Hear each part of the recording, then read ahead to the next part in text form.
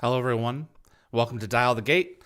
My name is David Reed. It says episode 40, but we're technically episode 39 because we're moving Corin Nimick later. He had to reschedule. So when we have more information about when he's going to be coming back to join us, I will be putting that information up. My name is David Reed. Thank you for joining. I have Dan Shea, Stunt Coordinator for Stargate SG-1, and Sergeant Siler as well. He's waiting in the wings here, standing by.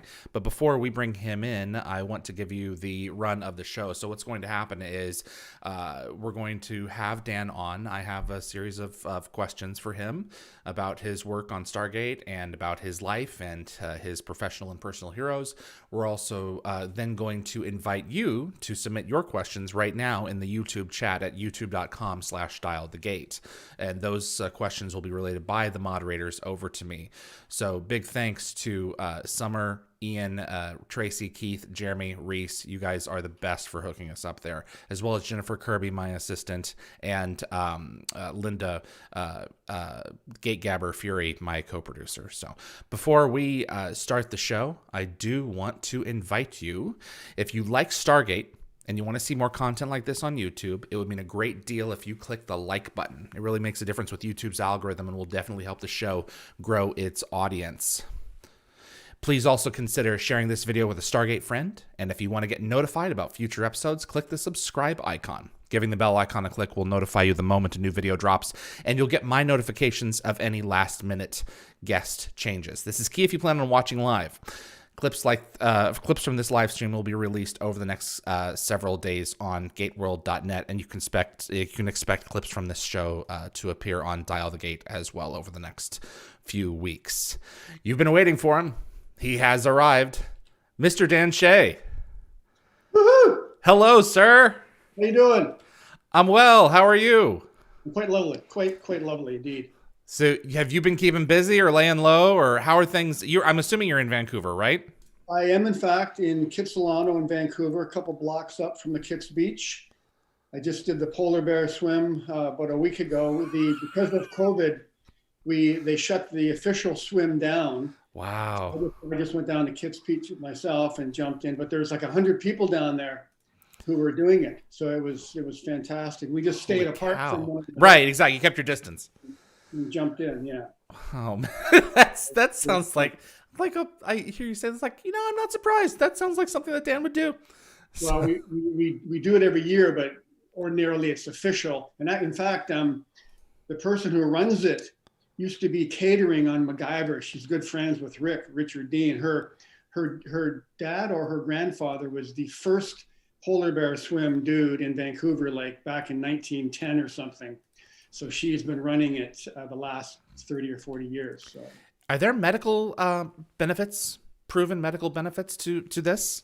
Or is it just an exhilaration thing? What's the story behind that?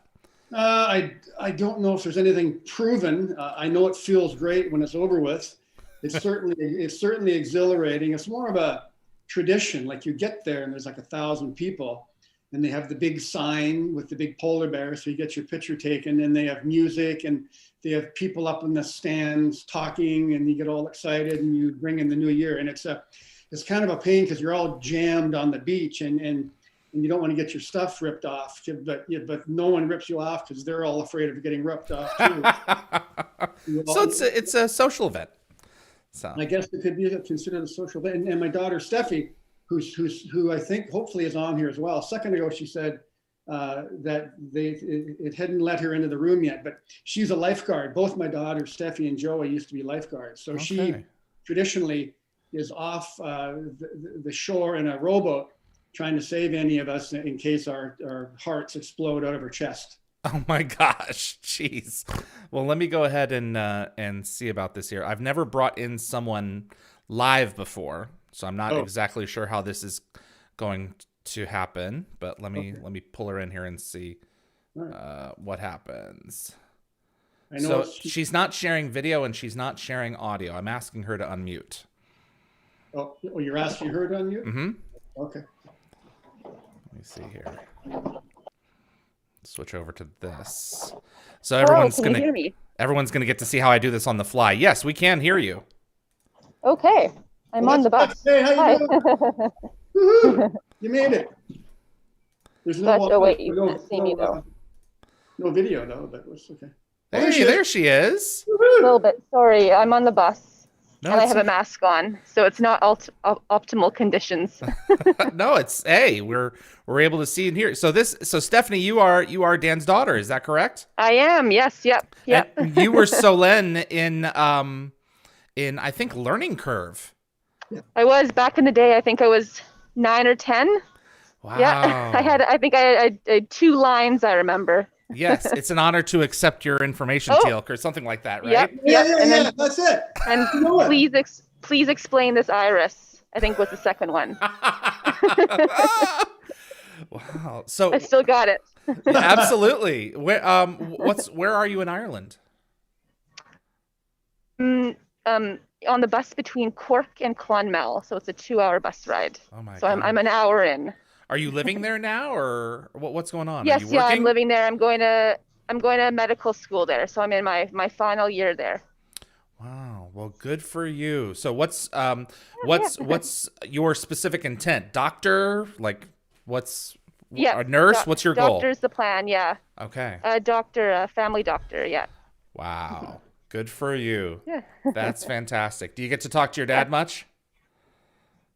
Every once in a while when I feel like it. No, just kidding. I talk to her when I need technical advice. Like what happens if everything's online now with work, like your payroll and everything. So I'm an idiot. So I will WhatsApp either Stephanie in Ireland or my daughter Joey in Cairo.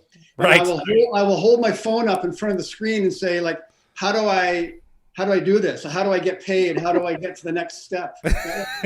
Jeez. Oh, I'm just a fool. And I did this Netflix feature that just finished about a month ago called Love Hard. And we had to do this COVID online thing before we could be allowed to work. And they said it's just 45 minutes and there's a little test afterwards. It took me 3.5 hours to do this thing. And then you had to get 85%. And I couldn't get any more mistakes. So I phoned the guy in the office and said, look, what's the answer to this question? If I get it wrong, I'm going to fail. I'm not going to be able to work on the show. And so I was trying to, and then I said, I'm going to have to WhatsApp my daughter in Egypt to get her to answer the question. Well, I got it right. And I wound up, doing the show. But that kind of stuff, to a geezer like me, you guys love it. It's nothing to you. But to a geezer like me, it freaks me out because it's just not, I'm not comfortable with it. I don't know, Stephanie. Some of this stuff even is beginning to get ahead of me. It's like they want us to do what now with what and connect the DNS server to what? It is true. I mean, it's not always easy. Yeah, absolutely. So Dan, we've got one of your daughters on. You got to tell us an embarrassing story. She had to have been on the Stargate set a lot. Well, you know what? She was on there a lot when she was young. And Richard D and I used to say she was never impressed by anything. I say, Steffi, what do you think of that big Stargate over there? Like she honestly couldn't care less about any of it. And so Richard Dean, we used to call her arrogant and indifferent. that was her nickname. She was like 8 years old. But the thing was, in her defense, she'd been there all the time. Like other people would give their, whatever to be there on set or, just to show up or to work. But she was hanging around. I'd bring her there and she'd be there all the time. And it was just, I guess for a kid, you're not doing anything. So it's like kind of like annoying. So we nicknamed her arrogant and indifferent. Oh my God. I swear I'm not as arrogant anymore. Well, it is a pleasure to have you. Do you want to stick around in the background while I talk with your dad or? Yeah. Okay. Yeah, for sure. Yeah. Just saying hi and thank you very much for having me. Oh, absolutely. It's terrific to have you. I love this spontaneous stuff because it's like you never know who you're going to get. Let me know when you get there safely, Steph. Okay. Oh, let me tell you a bus story. Can I do that about Steph? Yeah, absolutely. She after she graduated from university, my wife's a flight attendant, so my kids would fly all over the world on standby. But she went to Vietnam and she was there, I think, maybe you can correct me, Steffi, for like maybe 3 months. She plotted the whole thing. But one night she was on a bus and the bus got into an accident. And I think the bus driver either got killed or was seriously injured. Oh my God. Well, so they all had to take the people from the bus. It was like 1,000 degrees. They're all sweating. It's like 4 a.m, and put them onto another bus. But the thing is that if she could have been killed in Vietnam, and her ID could have flew out of the window into a rice paddy and could have sunk, and they could never have identified her body. We would never have known what had ever happened to her, ever. So then they were on the bus, and they were on the bus for like another 7 hours. 2 bus-filled people onto one bus to the next place. Is that at all accurate stuff? We're close. She's gone. Yeah, it's a good story while I'm on a bus right now. Oh my gosh. Yeah. Thanks, Dad. Thanks a lot for bringing, the appropriate memories to the front. Stephanie, you're welcome to hang with us. Can you, yeah, go ahead. But thank you very much. Oh God. Do me a favor. Can you, I think is she still there or did? Okay. Yeah. If you could just do me if you could just, you're welcome to stick around. Just do me a favor and mute your video for me. Okay. Yes, I will. Perfect. Thank you so much. Dan, thank you for that. This is a real treat. Let me go ahead and fix my screens here real quick on the fly. I wanted to know, there we go. Okay. I wanted to know who, how does anyone grow up and say, you know what, I want to get hurt for a living, or I want to be the one who gets lit on fire or gets ratcheted across the room on ropes and cables and slams into some serious like metal drums. I mean, where did your love of stunt performing come from? Where did this whole thing start for you? Well, it was more, anything from Hollywood, from the small town that I was from, seemed like the other side of the galaxy and totally insurmountable. And so I always thought that I would be like a screenwriter, and I'd be like Sylvester Stallone with Rocky. I'd write my own screenplay and I'd star in it. I'd do my own stunts and I'd do catering. And so I wrote like 1 million scripts that everybody has despised for the past 50 years. In fact, I still keep all of my rejection letters. My first 100 scripts were about hockey. And I remember one of the from the writer's report, it said, he shoots, he scores, the crowd yawns. So, jeez. So everything that I've done has been crap, but I wound up getting to Vancouver, and I crashed an audition, and 2 days later I'm on a plane, first class ticket to Hawaii, doing a beer commercial on a jet ski with the young actress Hottie from Meatballs. I just seen the movie Meatballs with Bill Murray 2 days before I got in the plane. When I got off the plane, I saw this movie star girl, and I'm thinking, wow, that's the girl from Meatball. And she had to play my girlfriend in the commercial. So we were in Kauai, riding up and down this river, smashing off the wake. And I had this like incredibly attractive female who was like a movie star person on the back of my wet bike, having to hold on to me, pretending to like me, pretending to be my girlfriend for a week. And so I sort of got hooked on showbiz from that. And I came back to Vancouver and I looked around. So I got on MacGyver. We did a hockey episode. So I was Richard Dean's Rick's stunt double on this hockey episode of MacGyver. So we got to be pretty good, cool, tight friends. I became like his hockey guy, and we would have games all over Vancouver. After 14 hours of MacGyver, we go to Kitts, we'd go to Kerrisdale. These are places in Vancouver we play hockey. And so then I met his stunt double, Stevie Blaylock, who was on a SAG contract from LA. And he got per diem. He drove a Mercedes convertible. He was suntanned. He was jacked. He just lifted weights all day. And I thought, man. And then I heard what he got as residual checks from the very beginning of MacGyver. And from him flying through the air, he got all this money just from residuals. And I'm like, holy crap. So that was when we focused on the stunt thing. It wasn't like I always wanted to be a stunt guy. I always wanted to sort of do something. And then by doubling for Rick on the MacGyver episode, and then seeing his buddy, and then what's his name? Vince Dedrick Jr. was the stunt coordinator. and his dad was just a stunt legend in Hollywood. And Vince had done, what was the one where the Jeep went over a waterfall, Romancing the Stone? He was Michael Douglas's stunt double, and Vince did that. He was a legend, and he almost got killed doing the stunt because they were in South America with no hospitals and no CGI and no nothing. They literally were in a Jeep, and they went over a waterfall and dropped like 70 feet, and he almost died. Man. But Vince was a guy who then got me interested and got me kind of training a little bit for MacGyver. And then that's sort of where it all started. Was that the question? It seems like I've been talking for a while. Yeah. How you really got involved with this. So yeah. I didn't know you'd written scripts. I got a bunch of them downstairs. In fact, when the world ended, when last March, when the COVID thing, I just finished I just finished Magicians, a sci-fi series. We finished season 5. Yeah. I was the stunt coordinator. And then I went right to a thing called a Netflix series called Brand New Cherry Flavor, which still has not aired because they had to get a bunch of stuff in Los Angeles right after that, and then LA shut down. So they never actually got their scenes till just before last Thanksgiving. And so they won't be coming out till June, Brand New Cherry Flavor. And where was I going with this? Why did I bounce to Brand New Cherry Flavor? What was I talking about? Stunts? Where the hell was this anecdote going?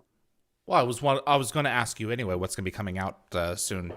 Why was I sitting there? But the writing. Oh yeah. So then nothing else to do, and I wrote this script that had been bouncing around my head about this Middle East thing, this stunt doubling an Israeli girl, and I wrote it, and I sent it to LA for this coverage. Professional coverage. That's where actual TV shows and movies send their scripts for polish and stuff. And I actually, for the first time in 60 years, I'm not that old, first time in 30 years, I got a positive writer's report for my script. And for me, we're still trying to, shop around or whatever. And actually, what's her name would be great from Wonder Woman. She'd be perfect. Gal Gadot? Yeah, she would play both parts. It was, the stunt double, and then the actual lead, the Israeli star, so that was kind of, speaking of writing, that was sort of exciting, and they called it the best script of the month that had been sent down to these people, which means nothing. If producers say it's the best script, then that's good. This is a company that just gives you writers' reports, and so I got a positive one. Anyways. Well, you know what? I mean, you got to start somewhere, man. And so, if you can get traction on that, all the better, and keep us in the loop. Yeah, exactly. Please, for sure. Dan, who are your heroes? Who are the people who kind of shaped you into the person you are personally? And who are your professional heroes as well? Well, personally would be our hockey coaches from my little small town back in Ontario, population 5,000. It was called Hespler, and they made the best hockey sticks and the best hockey players in the world. And then my old coach, Bob McKillop from the University of Waterloo. And Bobby Hull was the best left winger ever to play the game from the Chicago Blackhawks. He was my hero. As far as showbiz folks go, I used to love Burt Reynolds because he said he did his own stunts. I don't ever think he actually did. One thing I learned about actors from doing this crap for 30 years is that none of them do their own stunts, except Tom Cruise. Like, that guy's like, he took all that heat for getting mad at his crew for the COVID thing, and that he was totally justified in doing that because that's the first big feature out there now, making movies. And if they mess up, then the rest of us, we're not going to get work. So we now on our sets for Love Hard, we have these safety protocols. So we had to wear an N95 mask, we had to wear goggles, and we had to stay away from everybody. And if anyone didn't do that, we were kicked outside. And if you did it again, we'd be fired. So I don't know why everyone made a big deal about Tom Cruise doing that, because what he did was totally justified. So anyways, in terms of my heroes, the one guy I really loved was Steve Martin, because I did stand-up comedy for 10 years. And back in my era, you guys, he'd probably be an old man for you guys, but for my era, he hosted Saturday Night Live. They were the Czech Brothers, him and Dan Aykroyd, and he hosted The Tonight Show. and myself and my girlfriend were down in LA once. We went to see him on the Tonight Show. And then we saw him and his girlfriend, Bernadette Peters, wandering around afterwards. They went into a record store, so I ran in afterwards and got his record and said, Mr. Martin, I'm a fan of yours. Can you sign my record of you? And he said, have you paid for it? I said, well, oh no. So I went in line, I waited in line, and I'm waiting, and they're all yakking, and I'm waiting, and they're over there. They're not going to be there long. And so I paid for it, and I went back to him again. I said, Mr. Martin, here's my receipt for my record, for your record album. It was the one with all the banana animals. Right. And he said, well, I said, well, would you sign it now? And he said, well, do you have a Sharpie? And I said, well, no. I just thought they would have them with them to sign because they love. So I ran across the street to a 7-Eleven. Oh my God. And I waited. And there's the same idiot who was waiting in line for at the record store was now. Oh, you're kidding. A lonely guy just talking to cashiers he didn't know. So finally, I threw a 20 at the guy, and I took a bunch of Sharpies across the street, and I said, and they were just leaving. I said, Mr. Martin, so I've paid for the album. I've got a Sharpie. Would you mind signing my album? And he said, well, could you take the cellophane off first? Because if you would have signed it on the cellophane. So I took off the cellophane, I gave it to him, and then he finally signed it. And it was like, holy crap. So I had that album. So about 40 years later, on Pink Panther, I wound up being his stunt double. They shot it in France, and there's this one descender gag that they didn't love. And I was a stunt double here in Vancouver, and we did the descender gag on the wire. But turns out the director said, it kind of looks like a stunt guy on a wire, just like in France. Do you think he can actually jump? So I actually stupidly jumped off a 12-foot ladder and face planted onto a carpet. And they wound up using that gag in the trailer. But Steve Martin, great guy, he'd be playing the banjo every day for the crew. And on the very last day, I took the old album, I found it from like 75 years ago with his signature on it. And I said, Steve, now because we're buddies, Steve, would you mind, signing it again? And he said, actually, no, I can't be bothered because you're a moron. But no, he didn't. He signed it again. So I got 2 Steve Martin signatures on my album of him, and it came full circle, and that was the end. But Steve Martin was my all-time favorite guy. Are you a sci-fi fan? I am. See, I grew up. I didn't realize I was a sci-fi fan. Like when we were doing Stargate, I remember G Money, Michael Greenburg was saying, "Oh, we're doing sci-fi." He was joking, and I didn't really know like the significance of that. But turns out because of Star Trek, like I grew up loving. Oh, and I also got to double Leonard Nimoy too on what was that sci-fi show we did in Vancouver? I was doubling John Noble, the older geezer, on that show, but I also got to double Fringe. On Fringe, yeah. I was John Noble's stunt double on Fringe.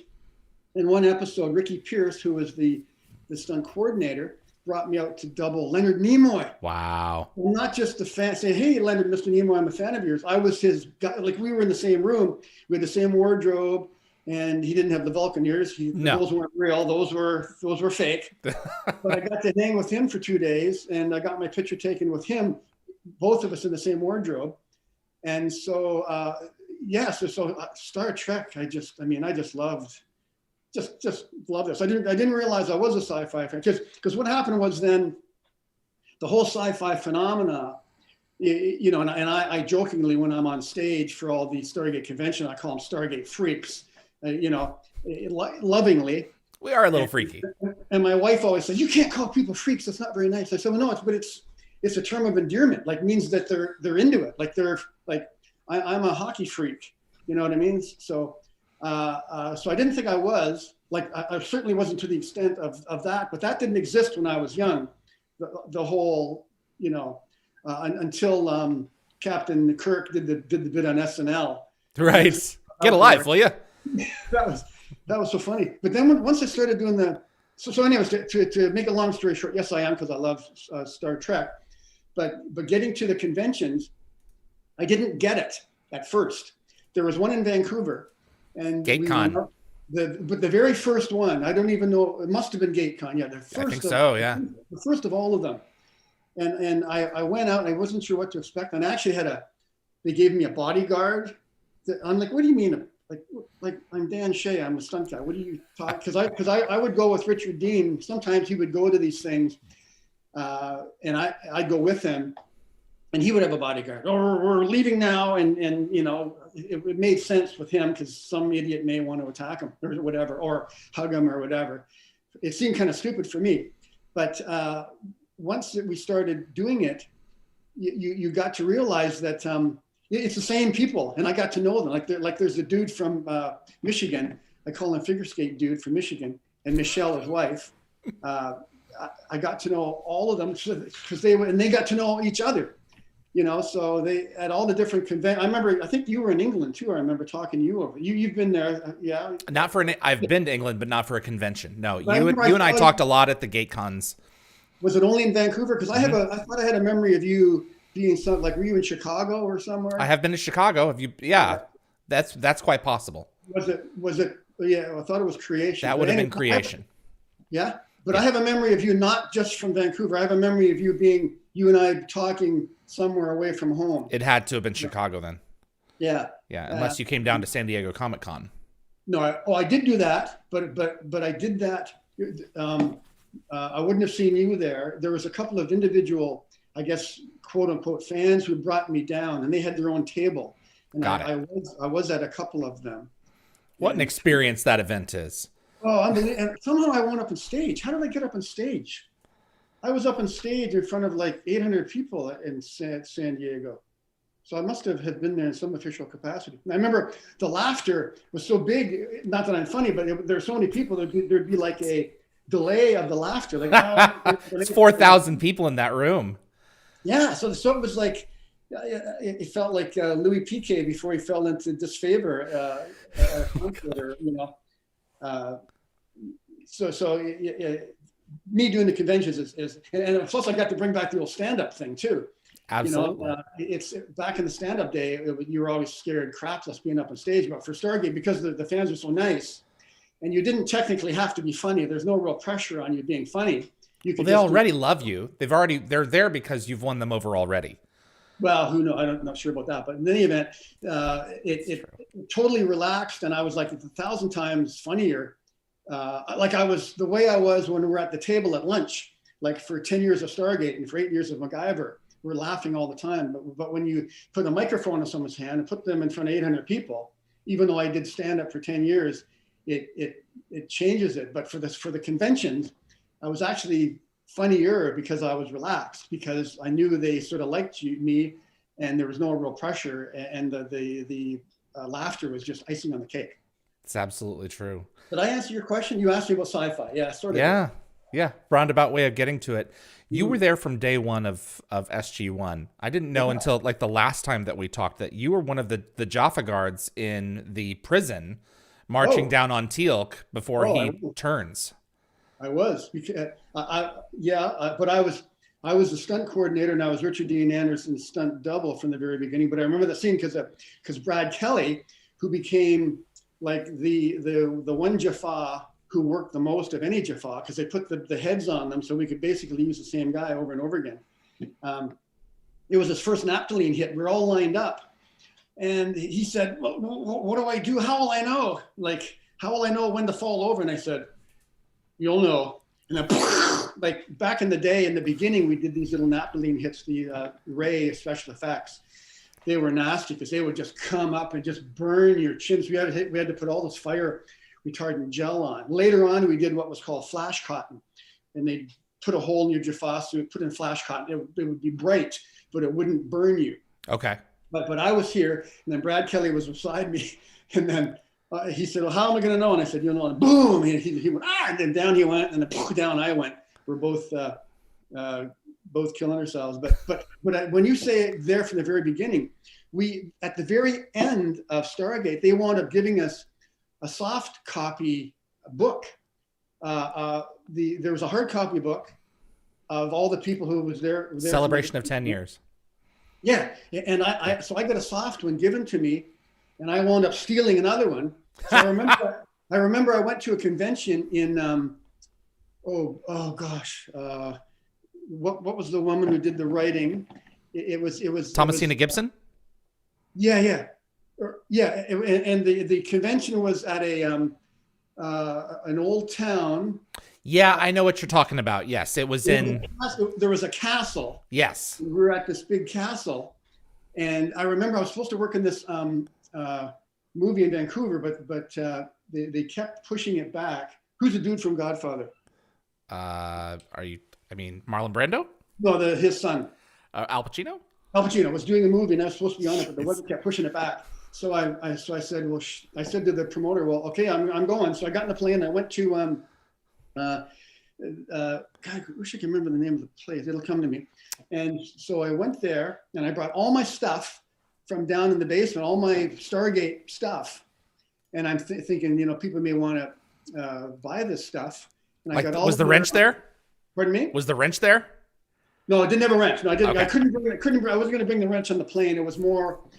It's actually the book. So this is going to. Okay. The memorabilia. And I remember I got in the plane, and my wife's a flight attendant. I got bumped up to biz, which was great. Then they shut down the plane because one of the toilets weren't working. It looks like I wasn't going to get there.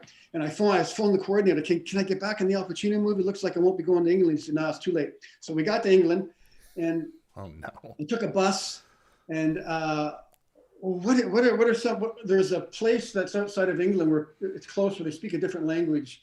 And I almost wound up going there because of the accent. I said, take me to such and such. And the place where I was going sounded like Wales. I know. Yeah. Okay. So the place where I was going was Wells. That's where the convention was, in Wells. And I got to England, and I'm all jet lagged, and I'm trying to get on a bus because the promoters weren't. They weren't. I was going on my own dime because it was Richard Dean Anderson and Amanda. And I thought, well, they didn't have any money for me, so I thought I'm going to go anyways, and I'll just make some dough on my signage. Yeah. And maybe I'll sell some of the stuff. So I got there, and I remember phoning my wife saying, God, I'm such a loser. I've flown all the way to England, and no one's going to like me, and no one's going to buy my stuff. I'm such an idiot. What have I done? So I went to Wells, and that morning at 8:30, a half an hour before the convention even started, I very sheepishly started setting my stuff out on the table, thinking they might laugh at me. And because they had real cool stuff, and I'm thinking, this is legitimate Stargate stuff, but I was new at this stuff. So I took out the two books, and I sat the two books down, and all of a sudden, whoo, the vendors, the fans weren't allowed in for another half an hour. All of the vendors came, and they said, that's the such and such book, and I'm like, yeah, that's the book they gave me. And they're like, well, what do you want for it? I'm like, oh. And then I'm thinking, okay, well, so I sold it to the one guy for such and such, and he did it so quickly. Another guy came for the other one, so I tripled the price for the other one. He didn't even blink, and he took that one. I'm thinking I could have charged him 10 times as much. And then all of my stuff, everything was sold before the doors even opened at 9:00. Oh my God! The vendors took it all. From the vendors took it all. So all I had left were pictures to be signed. But now, instead of being a loser, I'm not a loser. I've got my pocket full of cash, and now I'm not a loser. So now the door's open. I got a big smile on my face because I'm no longer a loser, and because it was only Richard and Amanda, I had 8 million people. It was, what was that Jim Carrey show where he was in a town and they were shooting him on camera, and he didn't realize he was on camera. Oh, the Truman Show. The what? The Truman Show. Yeah, so I felt like the Truman Show, because everywhere I went in Wells for that weekend, there's 1,000 Stargate fans there, and a very small town. They were everywhere. So I'd walk into Starbucks for a coffee, and there'd be 40 Stargate people go, "Hey, Siler!" Siler. Yeah. Then I go into a pub for a beer, and they'd be, "Hey, Siler!" It was for a weekend, I was like Truman. I was like Jim Carrey, kind of like a celebrity, but actually total. Not losing. Now I'm no longer. I was a loser. Now I'm not a loser. But it was for the whole weekend. It was like being a superstar. It was and then it ended, and then I was a loser again. No, there is something. I mean, obviously you were at a convention, but yes. I mean there is something about Stargate in Europe where you tap every third or fourth person, they're going to know exactly what it is and have seen it. What do you think it is that makes this franchise so enduring? I know I've asked you the question before, but I'd like to hear it again. I don't know if I've ever answered it properly. I literally have no idea. I mean, Yeah. I jokingly said that a lot of people in England didn't have cable, and it was the only show that was on TV, and that's the only reason they watched it. But I hope that's not the reason. Even if it was, who cares?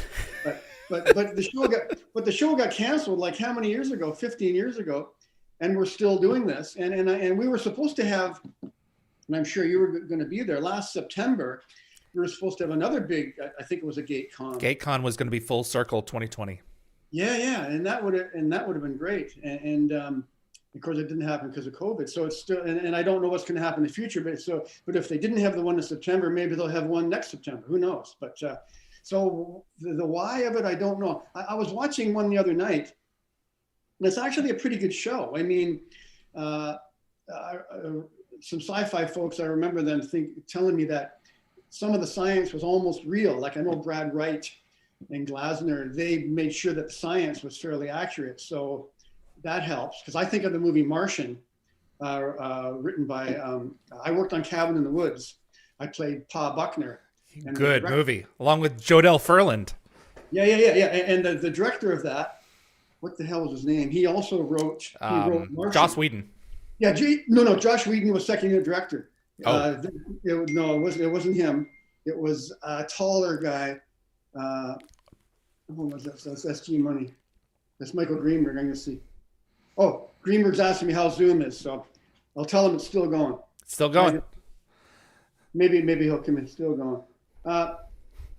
So anyway, so Martian, the science of that, slinging around Earth and slinging back was fairly bang on. So I'm told that the science of Stargate is, well, other than it's impossible to go through Stargate and go to the other side of the universe, was pretty precise. But the actual why, I don't know. For me, I like watching it now because it's nostalgic, and I remember what it was like shooting it. And I don't care what was on camera.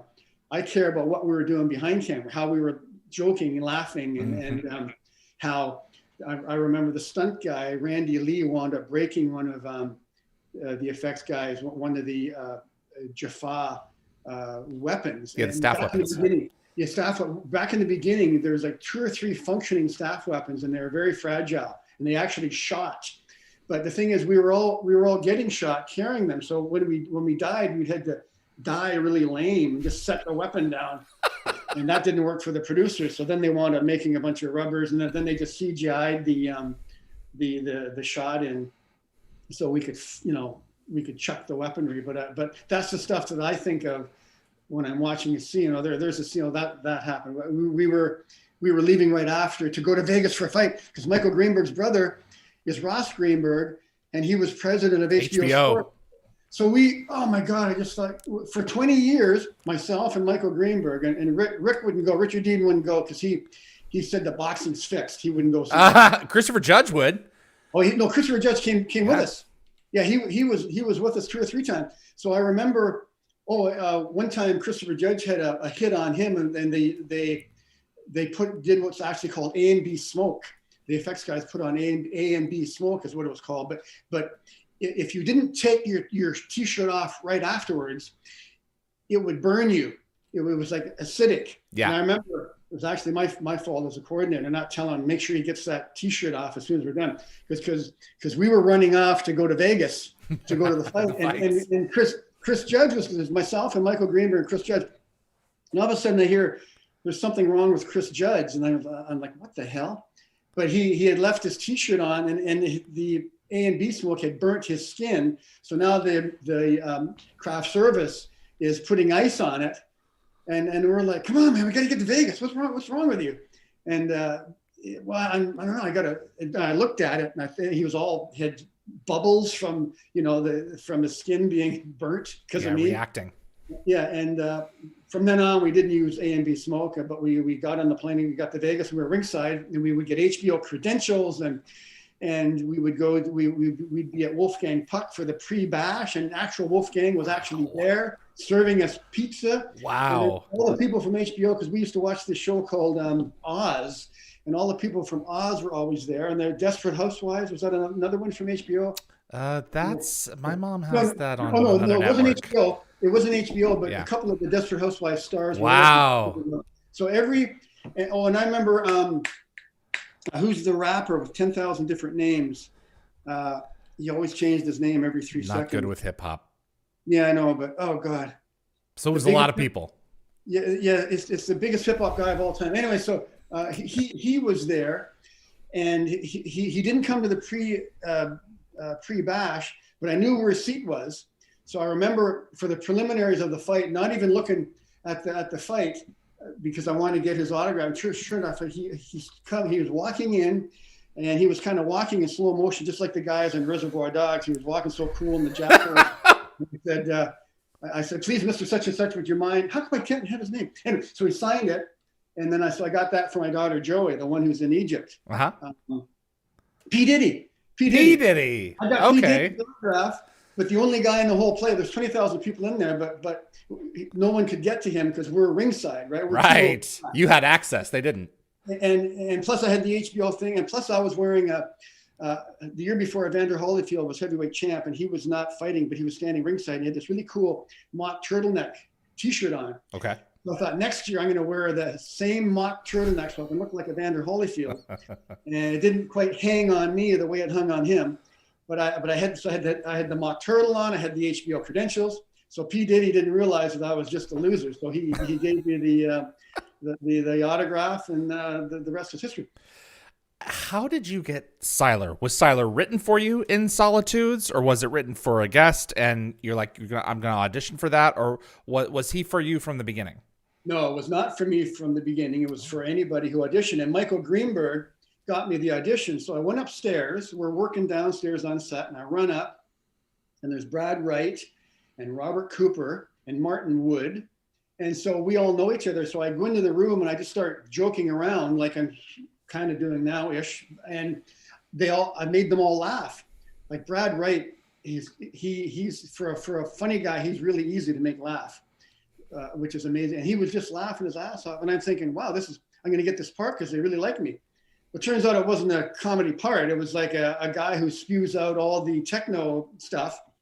And then I spewed out the techno stuff, joking around. And Martin Woods, they're all laughing their asses off. And I think, this is great. I'm going to get this recurring role. So I went back downstairs, and Greenburg was on set, and he got this call, and he said, you asshole, what did you just do? And I said, well, I don't know why. And he said, you were made a fool of yourself. You didn't audition. You were just joking around, and they were embarrassed. They were embarrassed for you. That's the reason they're laughing, because it was supposed to be like a serious audition, and you pissed it away by being an idiot. So he said, get back up there now and audition properly. So I ran back up, and I had a straight face, and I did the lines, and there was no joking around, and I left, and I'm thinking, wow, so that's how showbiz works. And then I got the part. So and then he wound up being a joke anyways, because whenever I did a line, I'd get shot in the head or ratcheted or kicked in the face or something. Well, I mean, that's the joke in 200. If you could share the line with us. Yeah. Well, why does it always happen to me? That's exactly right. Yeah. Yeah, he was a gate technician originally. And he backtalked General Him. He's like, no, sir, it's X number of hours. I said X number of hours. This is all I can do. Yes. Oh, in fact, the first couple of episodes, I looked a certain way, like without glasses, and they made my hair look kind of nice. Mm-hmm. And then someone said, well, you look too much like you're Richard Dean's stunt double. You're looking too much like Rick. I didn't really look like Rick, but I was too much in the ballpark or something. So they said, we got to make you look different.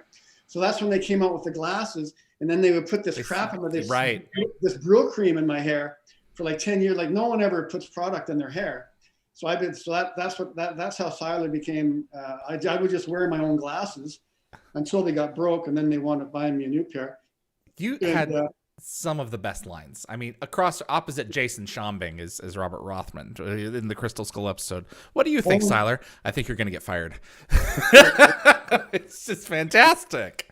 No, that was a lot of fun. See, for me, Stargate was like the best of all because it was three things. I was the stunt coordinator. I was Richard Dean Anderson, the star of the show Stunt Double, and then I had a recurring role. Like I couldn't. I remember doing a show called Paycheck with Ben Affleck. So, the time travel one. Was it time travel? Mm-hmm. No, paycheck was, no, well, not so much time travel. Well, maybe, yeah, he was in the thing and he came back. Yeah. Right. So Go ahead. anyways, so we were shooting that at the Vancouver Film Studios, which was across the street from the bridge. So at the bridge was Stargate, and at Vancouver Film Studios across Boundary Road was Ben Affleck's Paycheck. So I got it when I accepted a job for both shows on the same day, on camera, which has never been done before. So you can be a stunt coordinator. Let's say I'm on Stargate, and maybe I'm supposed to go over to Fringe that night to work. Well, I'm not on camera today as a coordinator, so if I have to leave, someone can cover for me and then go on camera. No one ever accepts a role on camera on two different shows on the same day. But I told the Stargate people, I'm available that day, even though I knew I wasn't, because I thought if all of a sudden Siler said he wasn't available, they think I thought I was too cool, and they stopped writing in the Siler parts for me. So I accepted it. So I showed up on the set of Paycheck in the morning, and they did my hair a certain way. And I remember the girl, my hat had fallen off the day before, and they saw my hair. So she just put a ton of product in my hair and combed it so if the hat came off again, my hair would be good. So then I said to the first AD on Paycheck, hey, would you mind if I just ran across the street for like a couple of hours? Would that be okay? No, we won't need you for another 8 hours. Go. So I ran across the street, and I went into hair, makeup wardrobe. I took off my jumpsuit from Paycheck and put on my jumpsuit from Stargate. And I went in to get my hair done, and Patrick Hare said, what the hell's happened to your hair? So he took it all out, combed it the other way, like Sergeant Siler. And then I went to set, and I'm crapping my pants because, I'm on set for Stargate on camera, and they could call me anytime over there, and I'd be so totally fired, and that would be insane.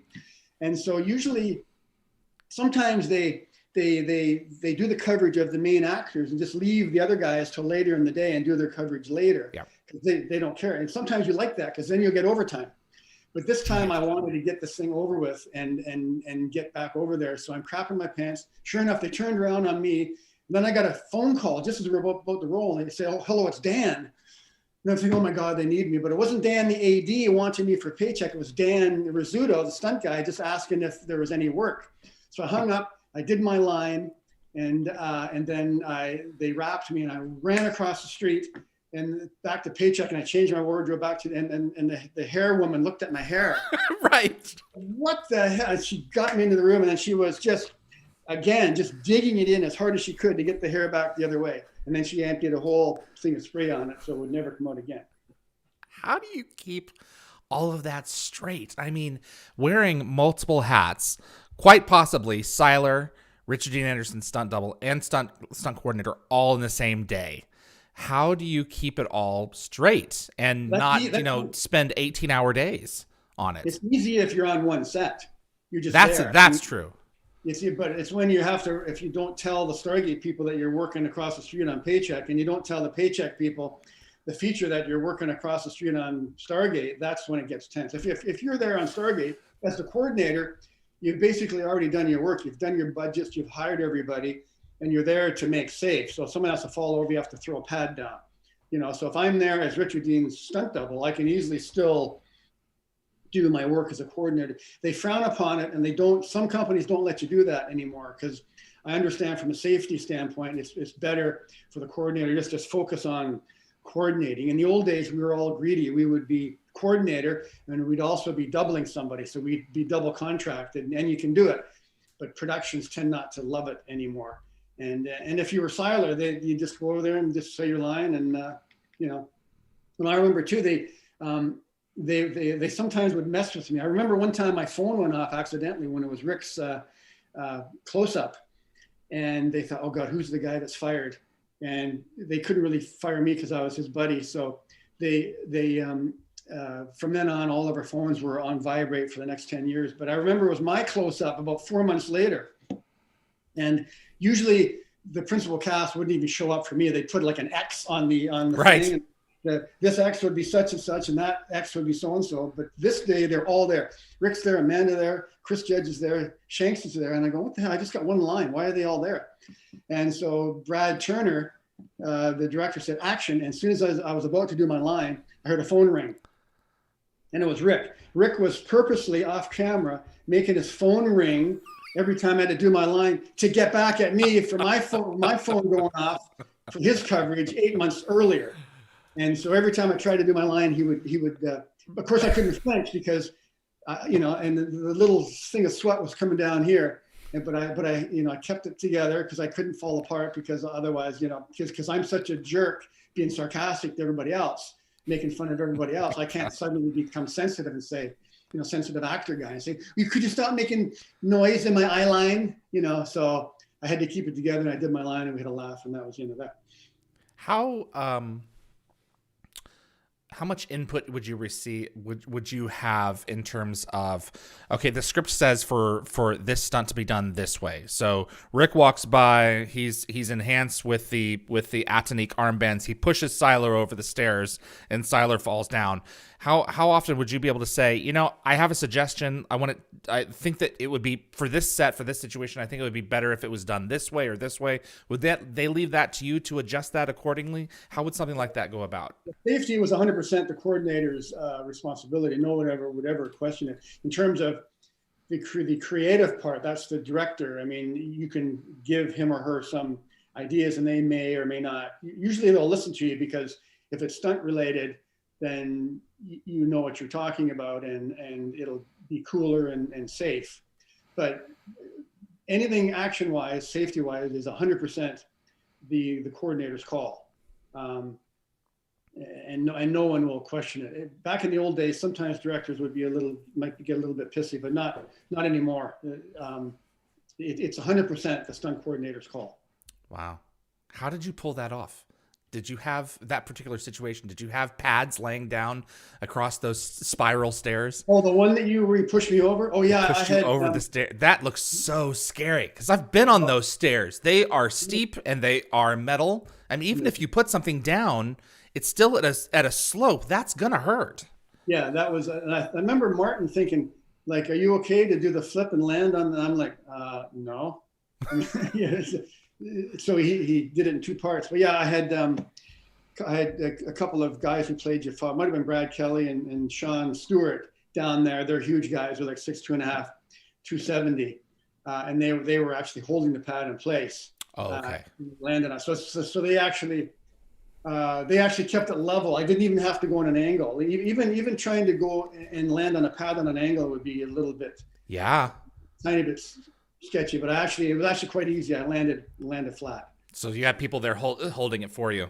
Yeah, they were holding it. And they're strong enough. Ordinarily, you wouldn't have people holding pads. It'd be too sketchy. But they're big. And also, you could spill off the side and fall down the side of the steps. But they're so strong. I totally trusted them, and it worked. The one that blew me away, and talking about the last time that we were together with Christopher Judge, and I didn't even realize it was done this way, and I had seen the episode for years, was Message in a Bottle, and it was a ratchet pull stunt. Yeah. And it was Rick is basically being crucified for all intents and purposes right here. Oh. And it's a face transposition. So you're being pulled back, and his face has been superimposed over yours, and you're being pulled back against this wall. Tell us about that whole sequence. That was like the worst Ratchet I've ever done. Kirk Bond was the special effects rigger, the stunt rigger, and I actually went back when we were rehearsing. Usually the ratchets are really fast, and you fly back and you slam against the wall and you go down to the ground. And the way they do that is when you're flying through the air, they kind of shut the thing off a little bit before you hit the wall. So you're actually de-accelerating, but the human eye can't see that. And you're just sort of dropping, so you don't actually hit square. You're sort of slowing down and dropping, and you sort of deflect. And it looks cool, but it doesn't hurt nearly as much. This thing, however, I had to stick to the wall. Yeah, you were being pinned. In the shoulder, and I had to stick. So sticking is no good, because you, like, all your energy, you go right into the wall. And I remember doing the rehearsal, and they did it quite, the first couple you always do slower, and they wound up doing it, and I hit, and boom, and it was like the hardest hit I've ever, actually the second hardest hit. If we can second, if we get a second, we can talk about that. But because I didn't bounce, you stuck, that hurt. So then they had to de-accelerate me, because on camera, had to explode backwards with energy, and then they had to slow me down and then stick me to the wall. But that was one of the nastier ones. It's when you stick, not good. Bouncing, good. Sticking, not good. Man. And this other time that happened, the other worst time, for you. Oh my God, it was like the worst. It was actually worse than this one. I was supposed to be working on Fantastic Four with the Silver Surfer that night in the Cassiar Tunnel, and I was only there on Stargate just for a couple of hours to do this little hand pull, standing beside this hospital bed. Well, so we had set up this gag 3 days earlier, and the hospital bed was like 10 feet away from the wall, and I had to go back into the wall. And so 10 feet, that means that the angle of the wire is kind of like that. So if it pulls you back, and same thing, they deaccelerate you a couple feet before the wall, and you start to deaccelerate, you hit and you bounce off. Well, when we got there on the day, the bed had been moved 10 feet that way. So now instead of being just like a 6-foot pull on this kind of an angle, if you pull it back further, all of a sudden it becomes this angle. So now it's instead of 6 feet, it's like 30 feet. Oh my gosh. On episodic, you don't have time to be changing pick points and stuff. But I didn't want to anyways, because even if we did, I would have been late for Fantastic Four. So I had to, I'm like, holy crap. And they said, are you ready? So I'm thinking, oh yeah. So I had DQ, Daryl Kwan was the puller. He's a 6'5", 300-pound Asian dude. And he was on a ladder. And I said, DQ, don't be a pussy and give me a good one, because I could only do it once, and then I had to get out of there. And it was like the hardest hit I've ever done in my life, because I went straight back instead of going up and and then like this. It was like boom. And I remember my leg kind of twitching when I was on the ground, and like I'm thinking, holy crap! But luckily I could feel my legs, and so then I got up, and then I wanted to leave, but John Lennox, who was a production manager, said, well, you can't leave because we don't think you're okay. And I'm like, oh, I'm in charge of safety. I know when I'm okay. My head's lost. I'm totally not okay. But I had to get to Fantastic Four. If I wasn't established that night, if I didn't show up, I'd be fired. And Mitch would never hire me again. But if I didn't show up for that one night, then I wouldn't have got the 5 other days that was coming. I needed to be established driving this Hummer. And so I said to the production at Stargate, I said, okay, I'm going to drive home to Kits. My wife will take care of me. And back then they had this number that you could call, and you would know that it was your number or something. It was old-fashioned technology. So I remember I drove all the way home, and I phoned them. And I said, I'm at home. Here's my wife. She's going to take care of me. They said, fine. So then I drove all the way back to the bridge, because the studio for Fantastic Four was right there. I drove to the Cassiar Tunnel, and I had 6 ice packs and a big box of Coke Classics to keep myself awake. Yeah. Because the night before, it was the night shift. Oh gosh, so you hadn't rested. Had fallen asleep, and they fired him. So I got in the Hummer, and I had all the backpacks down my back, and I was drinking Coke Classics to stay awake. And then of course we all had to go to the bathroom. And I remember everyone running to the bathrooms at the end of the tunnel. And then the coordinator yelled out, get back to your cars, we're about to start driving. And so they all run back. So nobody was allowed to go to the bathroom for the rest of the night. Oh, so God. We were all peeing in the Cassiar Tunnel at 4 a.m. Like always take a cup. Exactly. We had like 100 stunt guys all going to the bathroom, and then we were driving our cars through this for 8 hours. And then the next morning, the Vancouver, of course, they wrapped us and we got out of there, and all the Vancouver people driving to work. It was a sunny day. Ordinarily, it's kind of rainy, so you got the windshield wipers on, and then you go through the tunnel and you turn the windshield wipers off because you're in the tunnel. Well, this day it was sunny outside, and they went into the tunnel, and all of a sudden the windshield wipers went on. Man. And that was because of us. So. Jeez, man, that's just your world has always just been one of amazement to me, because you never know when that new script is going to come in, what's going to be called for. You may be setting someone on fire. You may be doing a 2 or 3 story drop. You may be having a Ratchet pull, or you may be, Siler. So do you find as you get older that you're not as nimble as you used to be? I hope ageism isn't creeping into this interview. No, I'm just curious. Is it Well, now easy? that you're an old bugger with a cane, how can you still fall over? Oh gosh. Okay. Actually, a lot of them don't want to fall over or hit the ground when they're older. I do. Like I kind of like it. Um, and I've kept in pretty good shape, so it doesn't bother me. I still like doing ratchets too, actually. But a lot of them don't. A lot of them just do driving. When they get older, they just like to drive. And but I don't really like. I'd rather run around and fall down than drive, unless it's freezing cold and you want to just sit in the car all night. But Makes sense. Yeah, absolutely. yeah, it doesn't affect me. Nothing has changed, excuse me, with age yet. You just have to, stay in shape and make sure that you're in peak physical condition so that when you do get that call, you can pull it off. You don't get hired as much because if you have a scene of 10 ND people, you can't have 10 geezers and 10 biddies. Back in the old days, we'd all 10 of us would show up, but 10 of us can't show up anymore because 10 of us are all look like old geezers. So, they may only have 2 geezers in the scene, like me and some other geezers, so the chances of you getting work lessen somewhat, unless it's driving and then they can't see you.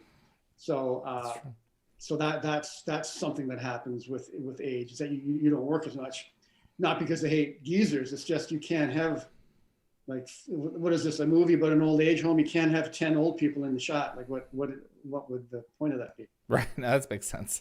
We have fans who have submitted questions to you from the live audience here. I'd like to invite them, ask them to you now. Ian wanted to know, when there's a stunt that is face planting on a hard surface, concrete or a road, on camera from a height, how do you execute that? It seems so simple, but so painful. I had to do that for Scott Nicholson. I called him Tower Jaffa. He was one of the Jaffas on Stargate. I'd like to maybe do my Tower Jaffa thing later, but in that, I forget the name of the show, but there was a prison riot, and I had to come out of, this one guy grabbed me and threw me and had to go over this railing and drop onto some pads. But the last little bit was hitting the deck, and they wanted to actually see that, but I was only on my knees, but they wanted to see the head hit the thing. So usually, if they have tons of time, they would have made the surface softer so that you can literally hit, and then they play with film speed so they can see your skin kind of going like that. Mm-hmm. But this was true hard concrete, so it's like, holy crap.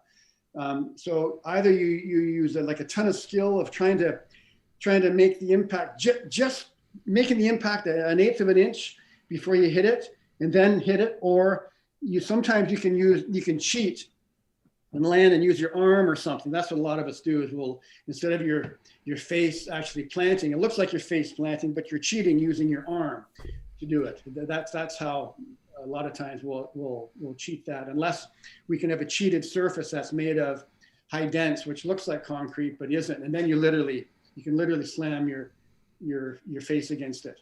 What's the sorry. One other way is John Badham is a director, and his thing was, if you had a car driving in another car and you went right into the license plate, you couldn't do that because it was too dangerous. You'd actually slam into it. So what he would do, he would start on the license plate and then back up and then reverse the film.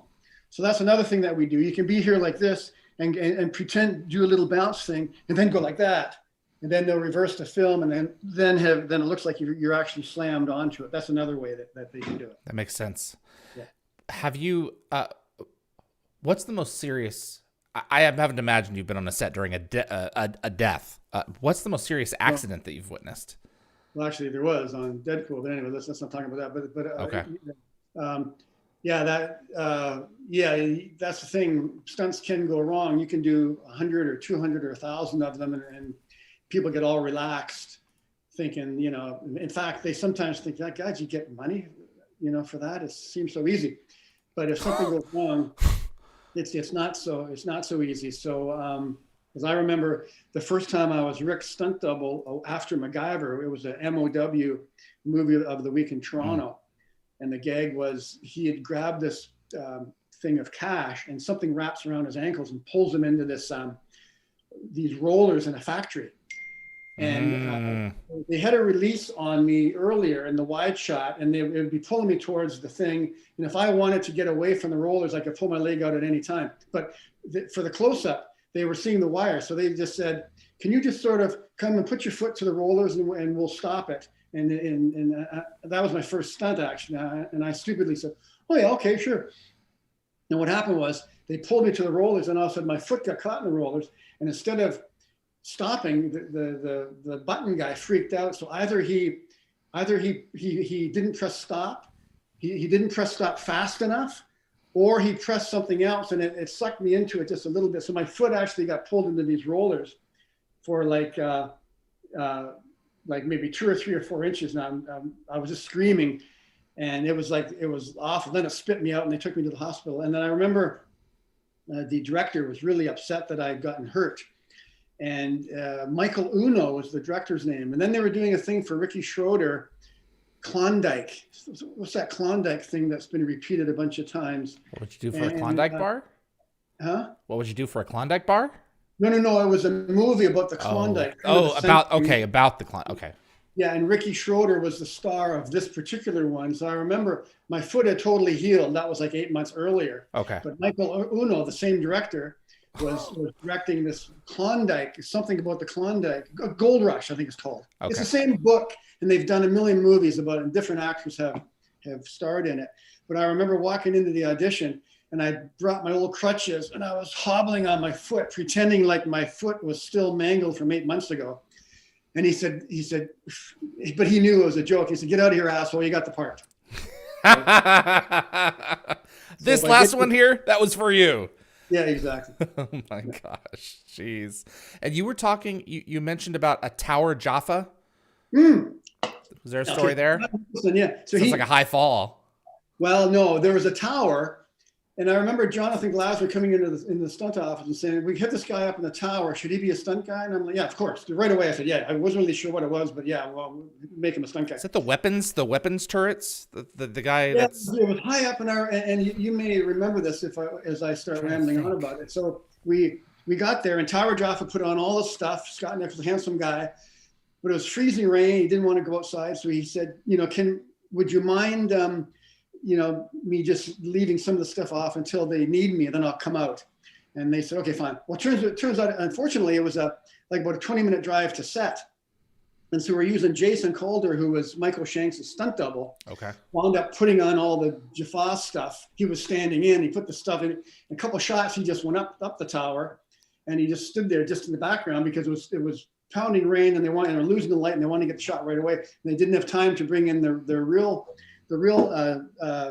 guy, and he was a stunt actor. He was a contract and a half, 4 days. He sat in his room for 4 days, and Jason Twitchy Calder, who was a stand-in, was standing in for him in the background, freezing his ass off, wearing his Jaffa suit for 4 days straight, making peanuts. And so finally it came time for his big moment to get shot at, because there's supposed to be a bunch of squibs, and he's shooting his gun and squibs are going off. And so that was the reason it was a stunt. But turns out they changed it from squibs to depth core. Like, it wasn't actually a squib. They were gonna just blow it up, like just destroy it. So we couldn't even have any humans up there at all. They put a dummy up there, and we all pulled the cameras back, and we just blew the hell out of this thing. So Tower Jaffa, he showed up on the first day for the blocking, looking great in his chainmail, and he held up the gun, and he looked great. And someone from the sci-fi, I forget which sci-fi magazine, had taken a picture of him. And he never actually showed up on camera on set. He got paid for 4 days work, as a stunt actor. And then he wound up being the centerfold of season 2 or whatever of this. Sounds like season 3. It sounds like Into the Fire. Was that with the turrets at the beginning? The turrets, they come out of the ground and they were shooting at people. That's at least what it sounded like. Well, this particular one was just one tower out in a gravel field shooting. Yeah. They were running from it. Yeah. And I think it was season 1. But anyways, okay. The point is, he got this incredibly handsome shot of him in the sci-fi magazine, and it was never used. And he was never ever used. So I called him Tower Jaffa ever since, as a joke. I wonder if fandom can find it for us. I'll sick them Yeah, on yeah, it. because it wasn't. It might not have actually been a centerfold, but it was a big, nice color picture of Okay. him holding on to this weapon. Oh my God. Jeez, man. The wrench prop, it disappeared after a while. It wasn't used through the end of SG-1. You and Martin Wood. Did someone confiscate it? Did it disappear? Did you grab it, Dan? I mean, what was the story of the wrench? It's down in my basement. I can probably run down. I don't know if I could find it quick enough to bring it back up, but I have it in my basement. And but the reason why we weren't allowed to use it as much is because I was upstaging the actors. So like Martin kept me having this stupid wrench in all the backgrounds of the shots. And there was one sequence where we were in the I was in the bed from being injured, and Terrell Rothery, old Doc Fraser, she was coming in to check me, and someone said for a joke, "Why don't you have the wrench under the covers?" And and so It's probably heroes after you got your hit. Was it whatever it was? And you're so, shirtless. Yeah. But under the covers was this hard steel, and Terrell kind of touched it and went like this. And what the hell is that? And so Big Boy Richard Dean got pissed off because I don't think Terrell thought it was funny, but he didn't think that was. We couldn't do it now. Now it's totally. I mean, it was totally inappropriate. But 20 years ago, it was right. Less exactly. I would love to see it. I can do a promo if you run and grab it.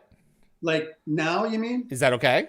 Well, I mean, I don't know. I'm like you may. I mean, you may not find it. I understand. Yeah. So, but you can literally give me 2 minutes to run. I'll give you 2 minutes. Yeah, I was going to do a promo anyway. And for the Zoom, aren't the people also on Zoom? Are we not going to see them and talk to them? No, they're watching on YouTube Live. Oh, gotcha. Okay, I'm going to run down. So I'm just going to go ahead and do a promo. See if I can find the wrench. Yeah, okay, take your time, because I want to see the wrench. Okay. All right.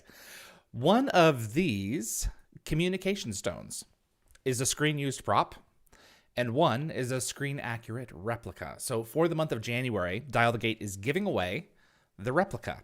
The replica's on the right, by the way. To enter to win, you need to use a desktop or laptop computer and visit DialtheGate.com. Scroll down to submit trivia questions. Your trivia may be used in a future episode of Dial the Gate, either for our monthly trivia night or for a special guest to ask me in a round of trivia. There are 3 slots for trivia, 1 easy, 1 medium, and 1 hard. Only 1 needs to be filled in, but you're more than welcome to submit up to 3. Please note the submission form does not currently work on mobile devices. Your trivia must be received before February the 1st, 2021. If you're the lucky winner, I will be notifying you via your email right after the start of the new year to get your address to mail you the prop. And congratulations to Batmall for winning the 3D printed Stargate and Ancient Keychain giveaway from the January contest on 3dtech.pro. And Dan is still missing, so I am going to ask that if you are obviously you're here, you're a Stargate fan, but if you know someone else who likes Stargate as well, I would appreciate it if you invite them to watch our show, Dial the Gate, by clicking the share button. Please consider sharing this with a Stargate friend. And if you want to get notified about future episodes, click the subscribe icon. And if you enjoy the content that we're bringing you today, please consider giving us a like as well. It really means a great deal. I like Dan's Kitchen. Apologies earlier about Corin Nemec. We're going to be rescheduling him for hopefully next week, but I'm just going to I'm still waiting on communication from him. So did we manage to find it? No, sorry. It's okay. Too much crap down there. No, it was worth it. It was still worth it. So let's see here. C. Peltier 2010. What was it? What is it like for you to know that your work is appreciated? He says he knows that stunt coordinators don't get enough publicity and often not enough credit. Well, I have no idea what that feels like because no one ever has appreciated anything I've ever done. So I'm the wrong person to ask. You are appreciated, Dan.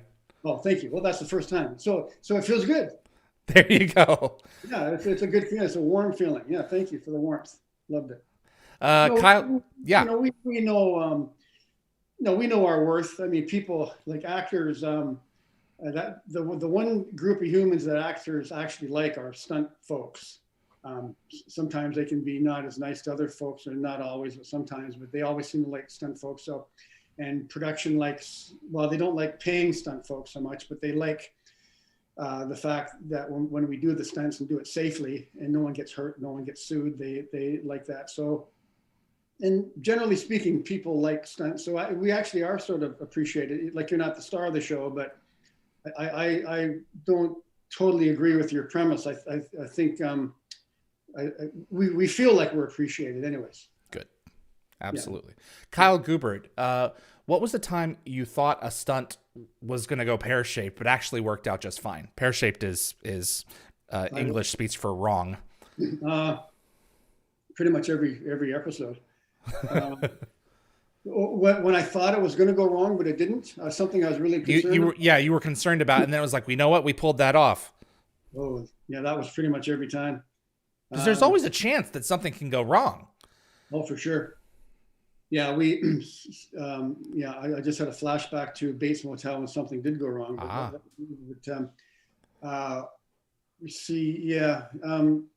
Actually, you feel that all the time. Like you build up to it, and you got to be calm on the outside, because you can't have the coordinator going like it doesn't. Right. It doesn't look good. No. But sometimes you're feeling that a little bit on the inside.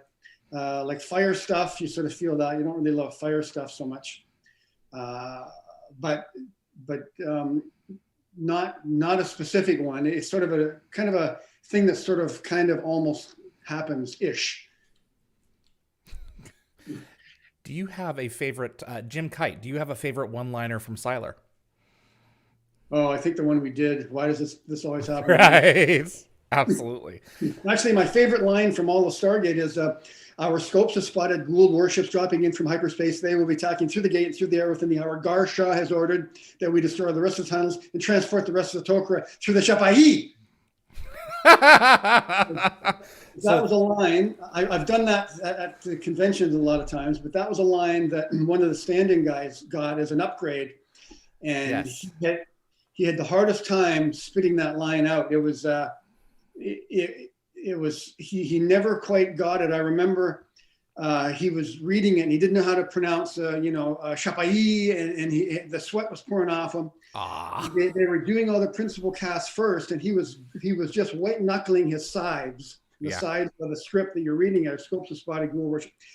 And then we kind of thought, this is kind of funny. We're not peculiar. And so now the camera's turned around on him. So he's already had like 10 or 20 takes to do it off camera, and he's still reading it.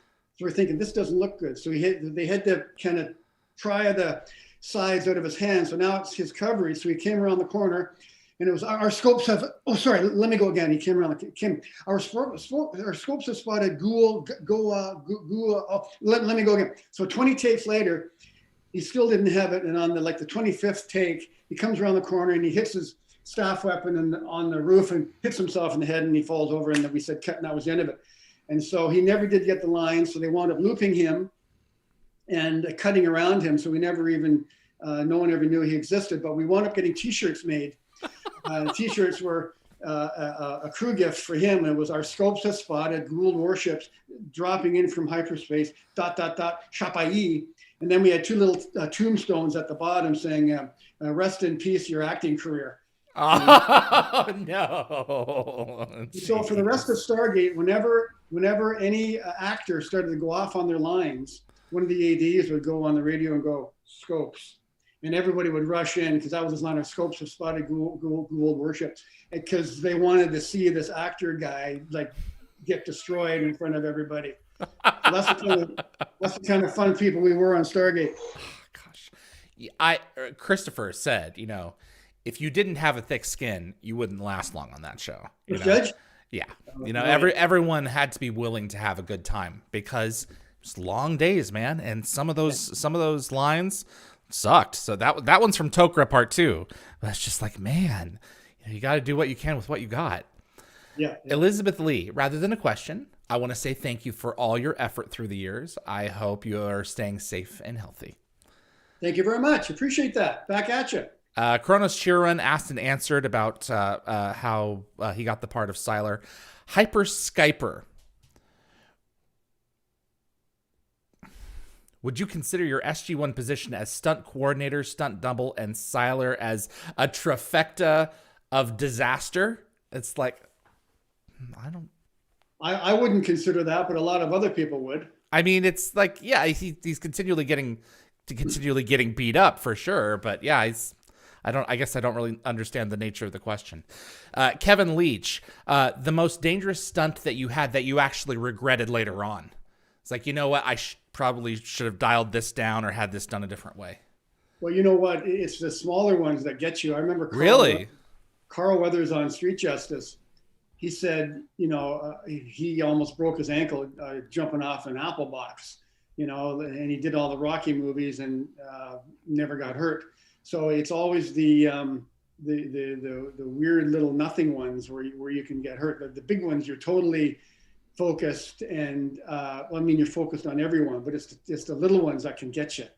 And I'm just trying to think even that thing where I got my foot caught in the rollers, that was so stupid. There was to have taken out the safety strap was idiotic. So it's the little ones that can get you. Honesty pays dividends. Do you ever still hang out with Rick? Well, I don't, not physically, but we're on this texting thing. They're texting thread, mostly for hockey. There's Rick, and there's Michael Greenburg, G-Money, and his brother Ross Greenburg. So we're always now. Michael is in Toronto now. He's actually he used to be the executive producer of Stargate, and he's working now for the NHL, doing remotes of the hockey players. Like he's working for the shooting the Toronto Maple Leafs. He's in quarantine right now in Toronto for another week. And so what we do is we will text back and forth, generally about sports stuff and particularly about hockey stuff. But there was one night, it was actually the playoffs last year, St. Louis were playing, and I sent a text to them. I said, don't tell me the score of the game because I'm watching Rachel. And of course, Rachel is one name for Rachel Maddow. We've given her one name status. And then Rick texted back saying, well, yeah, I'm watching Rachel too. And then both Greenbergs texted back and said, yeah, like we're all four of us who are hockey freaks, we're watching Rachel Maddow instead of watching the hockey game. And every single one of us, and we had PVR'd. In fact, I said I PVR'd the game. I didn't because I'm so non-technical. I have no idea how to PVR a game, but I didn't. They all said they PVR'd it, so I kind of went along. Yeah, I PVR'd it too, but I had no idea how to do that. But all of us were watching Rachel Maddow doing a rant on somebody because she's so great. And so basically now with Rick and I, it's basically texting either about hockey or Rachel Maddow. Jeez. Yeah. Dr. Essex, how does the Vancouver area with Bunsen, Sazamat, and other lakes benefit aquatic stunts? Well, they're freezing cold, so that's well, I remember, oh gosh, I've done a lot of dead bodies in freezing cold water gags. Oh my God, they're just awful. Even you can wear a wetsuit, but you got to put your face in the water and be still. So jumping off a cliff into the water is bad enough, but at least when you hit and it just hits you, but you can flail around and get out of there. It's the dead body ones that are, they're just the worst. But I've been in those lakes, and I remember I was supposed to be on. There was another sci-fi show about witches. There's three girls who were witches, and I was a stunt double at the end of a pier, and they were walking down the pier and had to look in the water at the dead body. So I was a dead body. So I remember I could keep my head up watching them walking down the pier, but as soon as they got close, the camera was going to switch over to me. Then I had to put my head down. And I remember they kept screwing up their lines over and over again. I had to stay longer and longer and longer in the water. And then I actually had to go under the water, and they had killed the guy. So I had these big ropes. I had a rope around both my wrists and ropes around both my ankles that were hanging down in the water. And so when the witches did something, the water got all stirred up. And it got stirred up by the effects guy having stuff under the water to churn it up. but I was afraid that one of my ropes were going to get caught in one of these things, and I was going to get trapped under the water. And so not only was I freezing, but I had to peek to make sure they were coming. Then at a cue, then I had to go underwater, and then float up, and then have my hands so they could see the ropes. That's how the guy had gotten killed. And then I remember I did that for like 6 hours straight. And over lunch, I didn't eat. I just went to a hot shower. I just sat in the shower. And then it came time for the actor's coverage. All he had to do, they gave him a huge wetsuit. He was so bulky, he could barely, he was like a cork. He could barely get under the surface of the water. And he put his face in it. He went, oh, I can't do it. So then I had to go back in again. Oh, God. And they used the actor's legs to block his face from the pier looking down. Yeah. I was back in there for another 5 hours. So that was one of those lakes. It was just one of my worst memories of all time. Hope you got overtime for that. Well, I got pretty good dough. I remember the coordinator, Rupp, Mr. Rupp, Jacob Rupp. He wound up giving me a lot of money. I didn't think he would care or know or give a crap. But he gave me that was like the most dough I think I've ever got. But producers don't realize cold water. I remember on the show called Psych, we had to have a redheaded girl, doing a similar gag about going down into the water and floating up.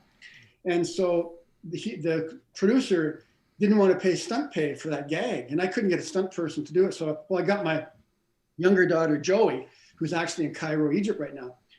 Both my daughters were lifeguards, really good swimmers. So she did the gag, and she had to go down like 10 feet because the DP had lit the water so bright that we could see her when she was only 5 feet under. So she had to go down like 10 feet. The diver was pulling her down, and she was freezing cold. Then they had to let her up. And then James Roday and Dule Hill, I don't know, they were the two actors. I'm not sure if you know Dule Hill from West Wing and James Roday from Psych. He's now on A Million Little Things. Okay. They would stand there and see her come up, and they thought I was such a bully, such a sadistic father to have put my own daughter in the freezing cold water. But I couldn't tell them that the producer was too cheap to pay her. So I got and my she daughter could do it. Well, she did it for extra work. It was like the worst gag you would like. It was one of the worst things I did for stunt pay, and the most stunt pay I've ever got. And I got my own daughter to do it for peanuts because the producer wouldn't. Or I didn't have the balls to say to the producer, hey, we're going to do this either way, screw you. Right. So my own daughter did it. But I gave her a bunch of stunt days on Psych, easy ones to. Okay, there you go. The Great Mellow. And they both got residual checks from Psych just before Christmas. So that's fantastic. And from Stargate from like 10, 15 years ago. So wow. It all the worked gift out. that keeps on giving. Yes, exactly. The Great Mellow. I've got two questions left. The Great Mellow. How many times did the scene with Teal'c getting his face slammed on the door in Window of Opportunity? How many times did that have to be shot? And how did you pull that off so that Chris just wouldn't absolutely get clocked? Well, we use real. We use camera angles if it's the same thing I remember. So the camera would be here, Chris's face is here, then the door would not actually, as long as a fist or a door or whatever breaks the plane of the camera, then you don't know the depth. Like he could still be that far away from the door and not actually be hit. And then what he does is he snaps it with his head. He does a head snap. It looks like he actually gets clocked. Yeah. Well, I can't. I hope not, because that would have been dumb of me to let our lead actors actually get hit in the face. Yeah. I can't specifically. I'm trying to think of that one, but it would have been a door coming between the camera and his face. Well, yeah, right into his face. Yeah, every time the time loop resets. Yeah. We've had things where we have hit people, but it's all high dense foamy. So then you can actually hit them. So I don't have a memory of making a foam door to actually hit him. But if we had to actually see the impact, that's what we would have done. Oh, understood. I don't have a memory of that. I think we just used camera angles to sell it. And finally, Raj Luthra, when the fourth Stargate series hopefully gets greenlit, if they ask you to return, will you? Yeah, of course. Why not? Absolutely. I'd love to do it. I mean, I did the first one, then Bam Bam, he's directing now. He did the next He two. is. Yeah, he was the fight coordinator. Oh, was he stunt coordinator as well? Yeah. Oh, The yeah. fight coordinator on SG-1 for the last couple of years. Yes, but he became the stunt coordinator for sure for Atlantis, and I'm pretty sure he hung around for Universe too. Yes. Yeah. Well, terrific. Dan, this has been such a pleasure. Yeah, for me also. I appreciate it. I don't know if your daughter's still on. How would we know? Oh, I can probably check. Oh, and nope, she's gone. She buggered off. I'll have to WhatsApp her and see what happens.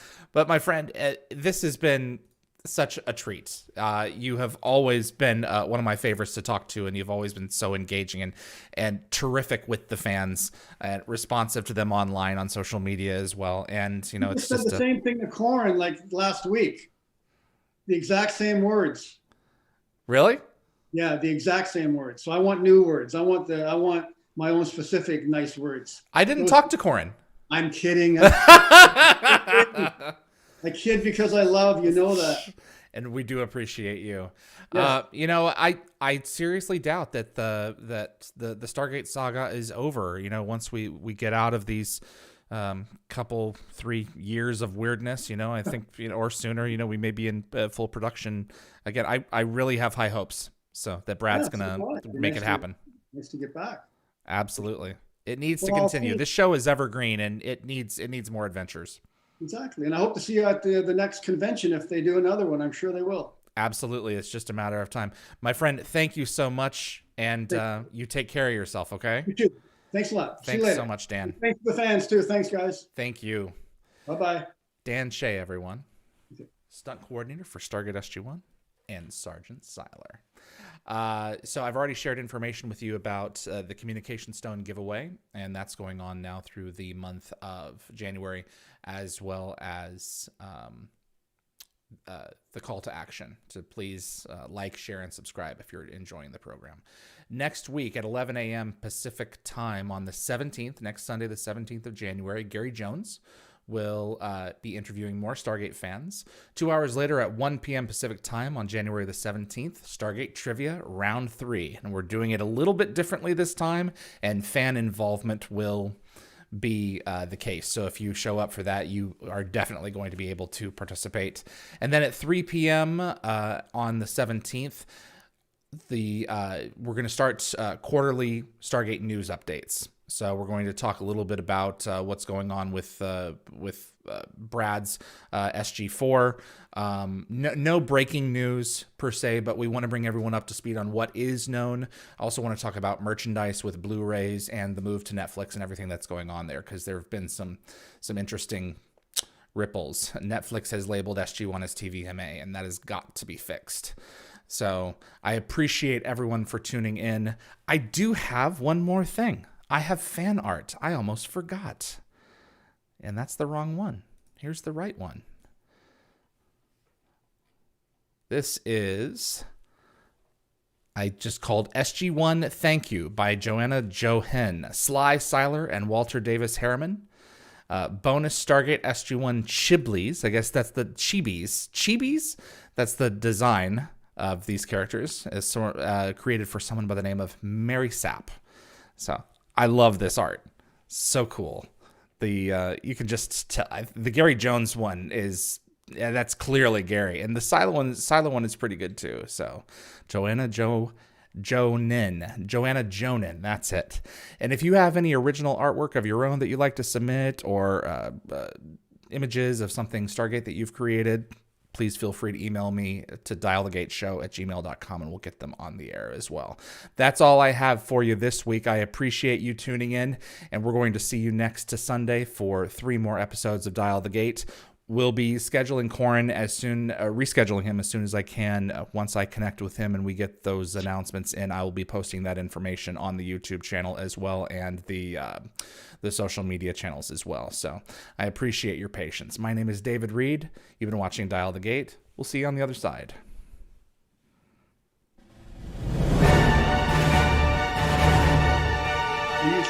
Hello, sir.